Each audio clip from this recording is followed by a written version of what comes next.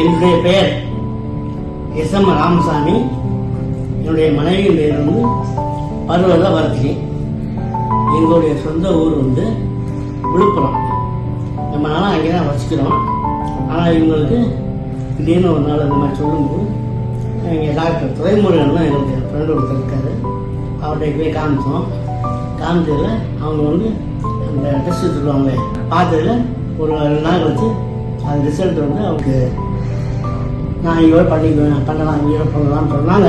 ஆனால் வந்து நாங்கள் இங்கே ஏற்கனவே டாக்டர் ராசன்கிட்ட எங்கள் ஊரை சேர்ந்த ஒரு 3-4 பேர் பார்த்து சௌரியமானதுக்கு பிறகு நம்ம அவர்கிட்டே போயிடுவோம் அப்படின்ட்டு நாங்கள் டாக்டர் ராசன் பார்த்தோம்.